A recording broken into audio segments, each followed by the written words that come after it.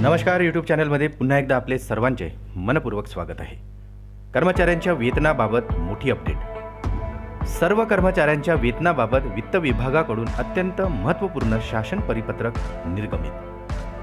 कर्मचाऱ्यांचे वेतन आता वेळेतच मिळणार।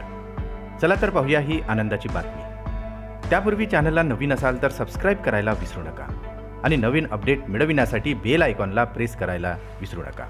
ही आनंदाची बातमी आपल्या सहकारी मित्रांना आणि इतर कर्मचाऱ्यांना शेअर करायलाही विसरू नका। व्हिडिओ आवडल्यास लाईक करायलाही विसरू नका। सर्व अधिकारी आणि कर्मचाऱ्यांच्या वेतनाबाबत वित्त विभागाकडून अत्यंत महत्त्वपूर्ण शासन परिपत्रक निर्गमित करण्यात आलेलं आहे। वित्त विभागाकडून निर्गमित करण्यात आलेला सविस्तर शासन पत्रक काय आहे चला तर पाहूया।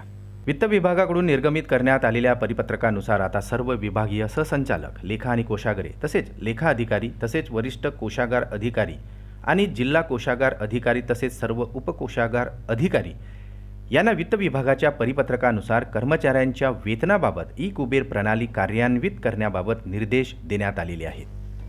सदर परिपत्रकानुसार आता सर्व कार्यालयांना सूचित करण्यात येत आहे की आर्थिक वर्ष 2024-25 दिनांक 1 एप्रिल 2024 पासून पूर्ण क्षमतेने वेतन वेळेत मिळण्यासाठी आता ई कुबेर प्रणाली कार्यान्वित करण्यात येणार आहे।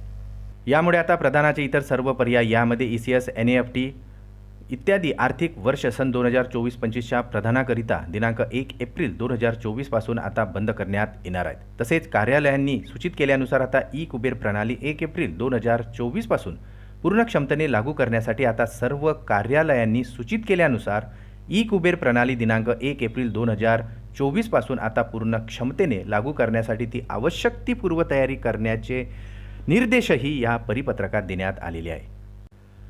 त्यामुळे आता या नवीन प्रणालीमुळे कर्मचाऱ्यांचे वेतन वेळेवर मिळण्याची शक्यता निर्माण झालेली आहे।